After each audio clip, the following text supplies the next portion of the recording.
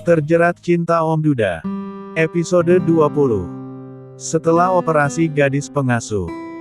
James mondar-mandir di depan ruangan operasi. Duda tampan itu nampak sedikit gelisah menunggu pengasuh putri cantiknya yang sedang dioperasi oleh dokter. "Semoga gadis desa itu baik-baik saja," ucap James seraya mendudukkan bokongnya di kursi.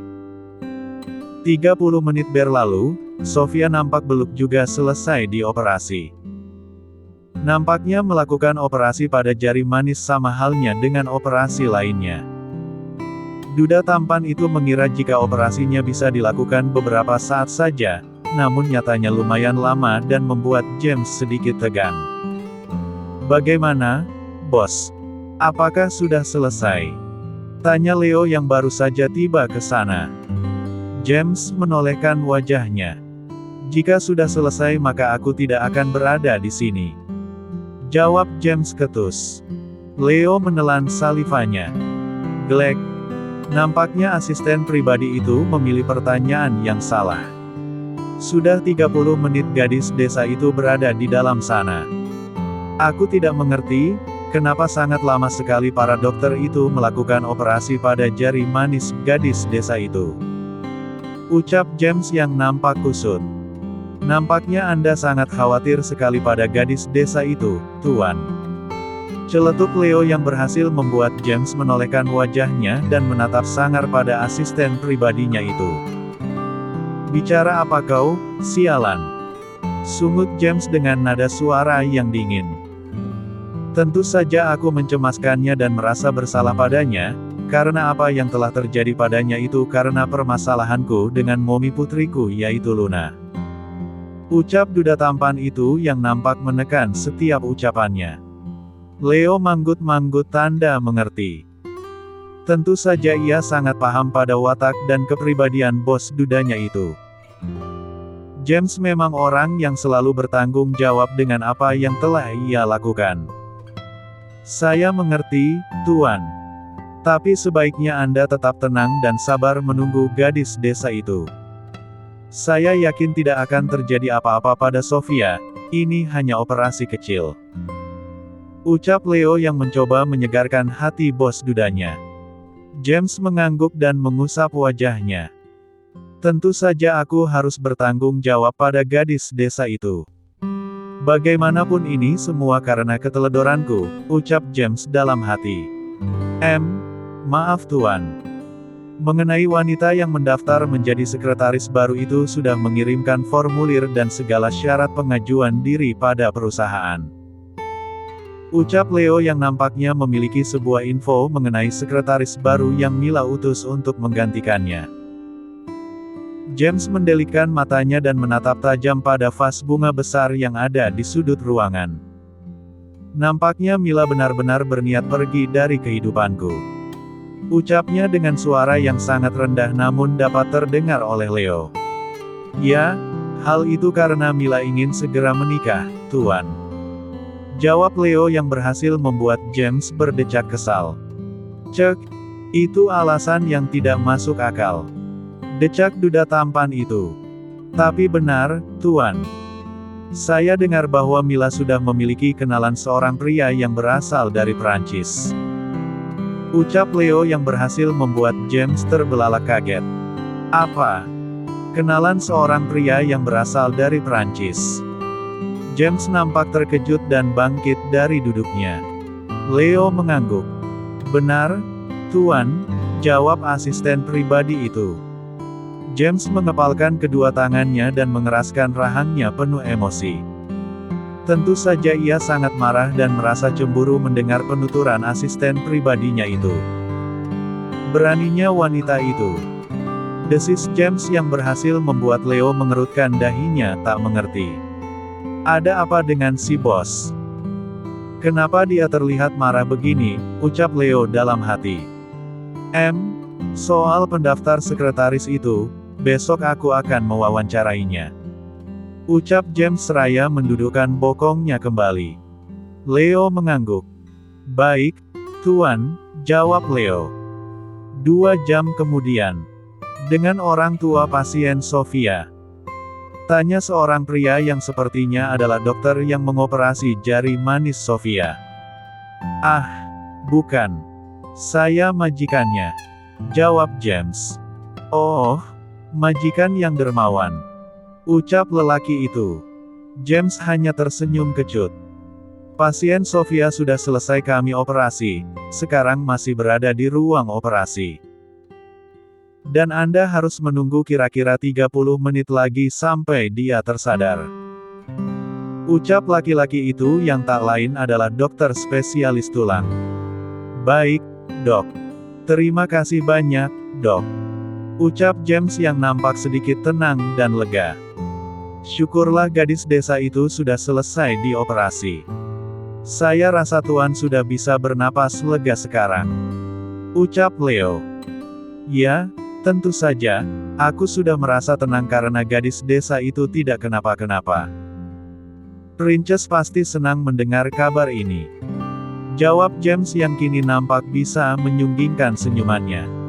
Tentu saja, Tuan. Apakah Anda ingin saya menjemput Princess sekarang? Tanya Leo. Oh, bisa saja, Le. Katakan padanya bahwa aku sedang menunggu Dewi Perinya yang telah selesai melakukan operasi, jawab James. Baik, Tuan. Leo mengangguk seraya memberi hormat. Asisten pribadi itu pun bergegas melangkahkan kakinya hendak menjemput putri bos dudanya. Beberapa menit berlalu. Pak James, Anda sudah bisa melihat pasien Sofia, ucap seorang asisten dokter yang baru saja keluar dari ruang operasi. James menolehkan wajahnya dan langsung beranjak dari duduknya. Ah, baik. Ucap duda tampan itu yang kemudian melangkahkan kakinya masuk ke dalam ruang operasi. Di dalam, Sofia nampak masih berbaring di atas berangkar. Kali ini ketiga jarinya sudah diperbaiki dan sudah dibalut rapi menggunakan kain kasa dan perban anti air. Dia belum sadar, Sus? Tanya James pada seorang suster. Belum, Tuan. Namun Anda bisa membangunkannya secara perlahan. Boleh ditepuk-tepuk wajah atau bahunya agar pasien cepat sadar, jawab suster itu begitu mendetail. James manggut-manggut tanda mengerti. Baiklah, akan kucoba, jawab James yang kemudian mendekati Sofia yang masih terbaring lemah tak berdaya. Tuan James, sebaiknya pasien kita pindahkan dulu ke ruangan rawat inap agar bisa berbaring dengan tenang di sana, ucap si petugas mengantarkan pasien. Oh begitu, baiklah, jawab James mengiyakan. James pun mengekori si petugas yang mendorong berangkar hingga ke ruangan VVIP yang Sofia tempati. Selepas para petugas dan suster selesai melakukan tugas mereka, James pun mendudukkan bokongnya di kursi samping tempat tidur Sofia. Tangannya sudah terlihat tidak berantakan dengan darah dan betadin, ucap James dalam hati. Duda tampan itu nampak mengamati wajah gadis desa yang belum sadarkan diri itu. Diam-diam duda tampan itu kembali mengingat tubuh mulus Sofia, dan hal itu membuatnya tersenyum kecil kala mengingatnya. Astaga, apa yang aku pikirkan?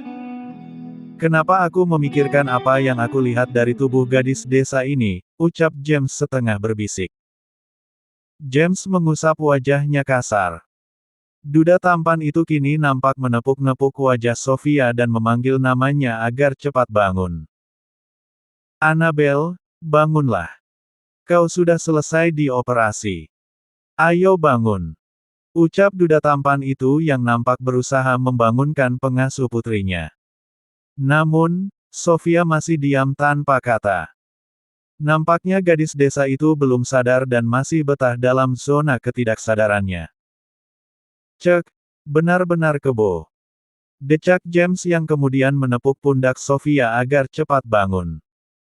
Beberapa kali hal itu ia lakukan, hingga pada menit ke-15 Sofia pun terbangun dari tidur panjangnya. Annabelle, kau sudah sadar. James nampak antusias melihat Sofia membuka kelopak matanya secara perlahan. Sofia menatap langit-langit ruangan VVIP yang ia tempati 2 hari ini. Matanya masih terasa berat dan kepalanya sedikit terasa pusing. Bahkan tangannya yang habis dioperasi pun tidak terasa apa-apa saat itu. Annabelle, apa yang kau rasakan saat ini? Lihat tanganmu, sudah lebih baik, bukan? Ucap James dengan ekspresi wajah yang terlihat senang gembira. Sofia yang lemas sehabis dioperasi itu nampak perlahan mengangkat tangan kirinya. Tidak terasa sakit ataupun perih. Hanya saja jahitan dan balutan kain kasa di jari jemarinya terasa sedikit kaku untuk digerakkan. Hah, saya sudah dioperasi, Tuan. Ucap gadis desa itu yang nampak terkejut. James mengangguk seraya tersenyum. Tentu saja, Belle. Kau sudah dioperasi dan sudah terbebas dari yang namanya cacat.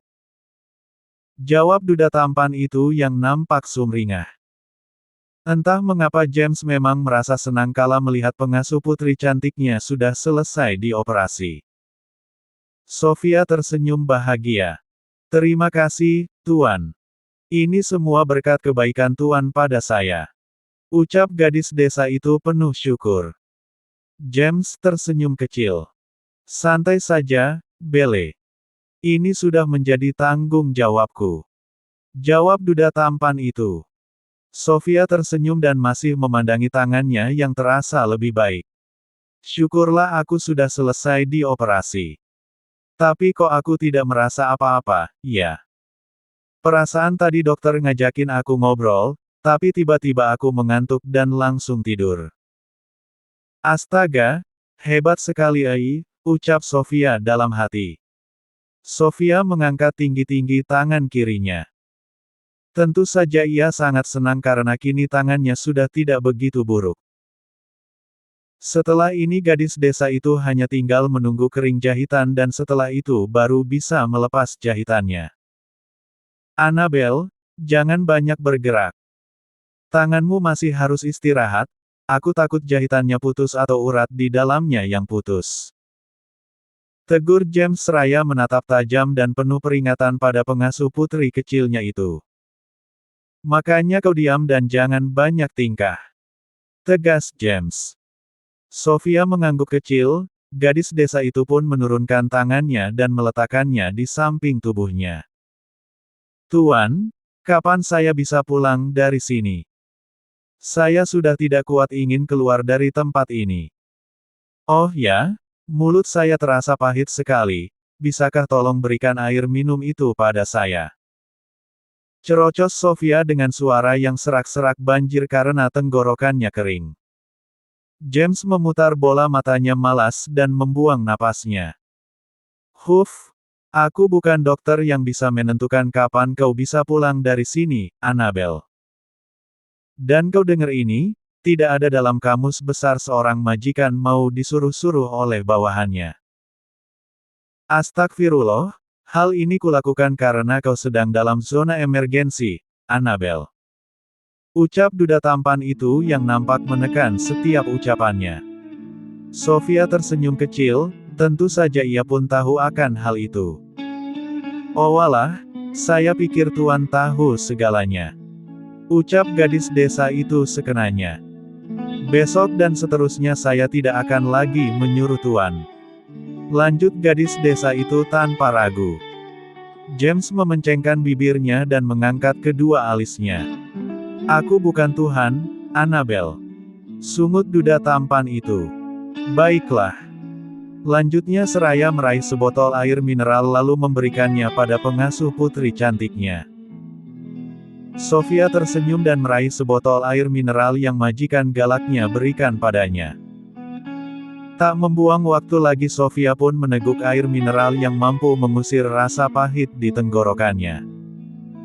Ah, segar sekali, ucap Sofia saat ia telah meneguk sebotol air mineral. James melirikkan matanya pada baju operasi Sofia yang masih melekat di tubuh gadis desa itu. Haruskah aku lagi yang membuka pakaian itu? Duh, Kenapa aku merasa ingin melihat lagi setiap objek yang ada pada tubuh gadis desa ini, ucap James dalam hati. Sofia menatap manik mata majikan galaknya yang sedang menatap buah dadanya. Astagfirullah, apa yang dia lihat? Dasar majikan mesum. Ternyata galak-galak juga doyan dengan yang bening-bening seperti milik gue, ucap Sofia dalam hati. Sofia merebahkan tubuhnya kembali, dan hal itu membuat James harus meninggalkan lamunannya. Astagfirullah, apa yang aku pikirkan? Kenapa aku tidak bisa melupakan dua balon kecil mungil miliknya?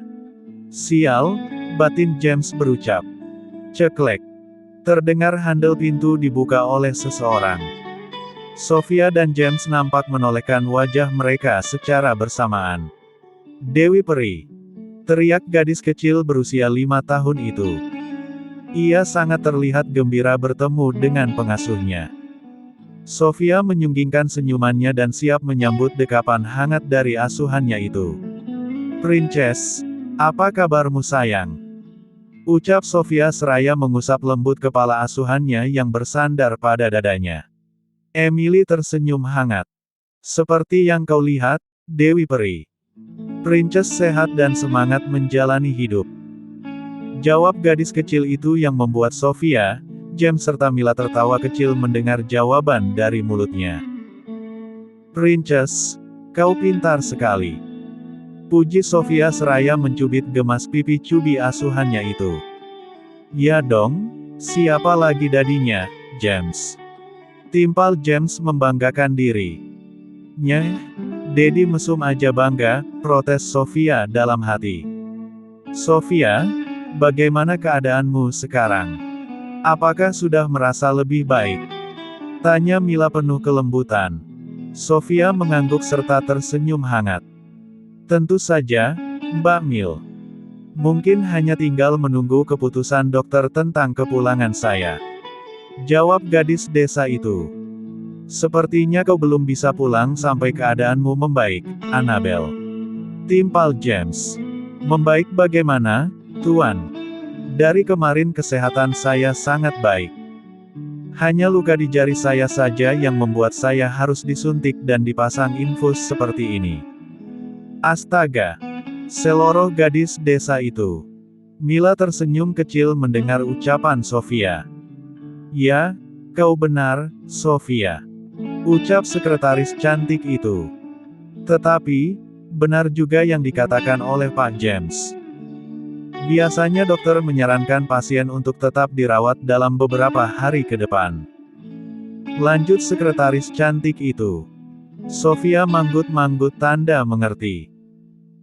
Sementara James nampak menatap kesal pada Mila, tentu saja ia kesal karena telah mendengar kabar yang membuat hatinya merasa remuk dan darahnya terasa mendidih.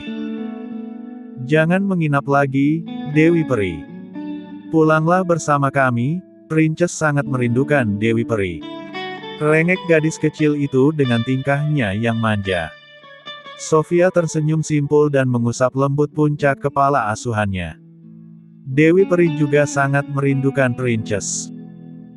Baiklah, Dewi Peri akan memaksa pada dokter agar bisa pulang bersama Princess. Ucap gadis desa itu yang berhasil membuat Emily bersorak ria. Hori! Dewi Peri pulang bersama Princess, ye. Sorak gadis kecil itu yang nampak bahagia. James mengamati ekspresi dan kebahagiaan putri kecilnya yang sangat antusias dan semangat. Putriku sangat menyukai gadis desa ini.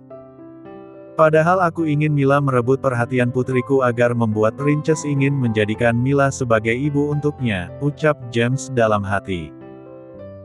Princess, tapi bagaimana kalau dokter meminta Dewi Peri untuk tetap berada di sini beberapa hari? Tanya Sofia. Emily mengerucutkan bibirnya bertingkah mania. Itu tidak boleh terjadi. Dewi Peri harus pulang bersama Princess. Jawab gadis kecil itu penuh paksaan. Princess, jangan seperti itu. Kau bisa ditemani oleh Aunty Mila. Anggap saja Aunty Mila sebagai momimu. Seluruh James yang berhasil membuat Mila dan Sofia terhenyak kaget. Mila mengerutkan dahinya saat mendengar ucapan bos dudanya. Sementara Sofia nampak memutar bola matanya malas dan merasa sedikit kesal karena bos mudanya selalu saja memaksa Princess Emily untuk dekat dengan Mila. Padahal, dilihat dari segi manapun gadis kecil itu kurang srek dan kurang cocok dengan sekretaris cantik itu. Maksud Daddy apa? Kan Auntie Mila bukan mommy princess? Tanya gadis kecil yang masih polos dan minim akan wawasan. James tersenyum kecil. Ya, Auntie Mila memang bukan mommy princess. Maksud Daddy, mulai saat ini princess bisa menganggap Auntie Mila sebagai mommy princess. Auntie Mila baik, bukan? Jadi Daddy rasa princess sangat menyukai Auntie Mila. Terang James yang nampak lembut berusaha membu putri kecilnya itu. Mila benar-benar dibuat heran oleh bos dudanya itu. Tentu saja James tidak pernah membicarakan hal itu sebelumnya. Ada apa dengan Pak James? Kenapa dia tiba-tiba sekali bicara seperti ini? Aku jadi semakin curiga padanya, jangan-jangan bos duda ini memang sengaja menahanku untuk tidak resign dari pekerjaanku agar aku tertarik padanya. Astaga, benar-benar sulit dimengerti, cerocos sekretaris cantik itu dalam hati. Tidak, Princess hanya ingin bersama dengan Dewi Peri. Sudah Princess katakan jika Princess ingin memiliki mommy seperti Dewi Peri. Auntie Mila tidak seperti Dewi Peri, Dad. Tapi Auntie Mila juga sangat baik pada Princess. Tolak Emily yang nampak berhasil membuat James, Mila dan juga Sofia nampak terhenyak kaget mendengar ucapan gadis kecil itu. Apa? Princess ingin aku menjadi mominya? Astagfirullah, gadis kecil ini. Tapi, itu sangat mustahil sekali, Princess. Dedimu tidak mencintai Dewi Peri, ucap Sofia dalam hati. James mengusap wajahnya dan melirikkan matanya pada sekretaris cantiknya yang kini nampak berekspresi tidak enak dan tidak nyaman. Astagfirullah, Princess. Jangan bicara seperti itu sebelum. James nampak menggantung ucapannya saat tiba-tiba Mila menyelanya. Sudahlah, Pak. Sebaiknya jangan paksa Princess untuk menyukai saya. Lagi pula, saya hanya sekretaris Pak James dan sebentar lagi akan resign dari pekerjaan saya.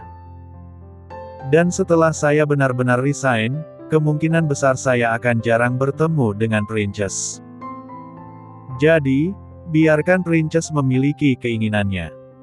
Ucap Mila yang nampak menekan setiap ucapannya. Ya, Mila memang sudah memiliki kenalan seorang laki-laki tampan yang berasal dari Perancis. Tentu saja Mila tidak akan main-main dengan hubungan percintaannya, pasalnya sekretaris cantik itu memang sudah sangat ingin mengakhiri masa lajangnya. James nampak mengeraskan rahangnya dan menatap penuh emosi pada sekretaris cantiknya itu. Ya, kau senang Princess tidak ingin denganmu. Karena hal itu akan membuatmu leluasa berkencan dengan pria asing itu. Cek, dasar menyebalkan. Duda tampan itu berdecak dalam hati. Sudahlah, Tuan, Mbak Mil, sebaiknya tidak usah diperpanjang. Princess masih sangat muda untuk menangkap semua ucapan orang dewasa. Saya rasa memang perlu dan sangat membutuhkan waktu lama untuk membuatnya mengerti. Ucap Sofia penuh kebijakan. Dalam situasi yang ia rasa sangat menegangkan seperti ini, berdamai dan mengalah adalah cara terbaik baginya. Mila mengangguk kecil, sementara James nampak menatap kesal pada Mila dan kemudian melengos pergi meninggalkan tempat itu. Ada apa dengan Daddy? Kenapa Daddy terlihat sangat kesal sekali? Apakah Daddy marah pada Princess? Tanya gadis kecil itu yang nampak penasaran dan heran pada Daddy-nya yang tiba-tiba pergi meninggalkannya tanpa kata. Sofia tersenyum hangat dan mengusap lembut puncak kepala asuhannya itu. Tidak, sayang. Dedimu hanya sedang menunjukkan leluconnya di hadapan kita. Jadi, Jangan dipikirkan dan tersenyumlah. Ucap gadis desa itu yang nampak sangat lembut. Mila tersenyum hangat menyaksikan kelembutan dan bagaimana cara Sofia memanjakan dan memperlakukan putri bos dudanya. Pantas saja Princess sangat menyukainya, ucap Mila dalam hati. Oh, begitu ya. Ucap Emily yang nampak tidak banyak curiga. Ya, Princess. Dedi memang selalu seperti itu, bukan? Jawab Mila seraya tersenyum hangat. Emily mengangguk. Ya, Dedi memang suka bercanda dan menyebalkan. Seperti anak kecil yang sedang ngambek karena tidak dibelikan es krim, cerocos Emily seraya melipat kedua tangannya di dadanya. Sofia dan Mila nampak tertawa terbahak-bahak mendengar ucapan gadis kecil itu. Bersambung.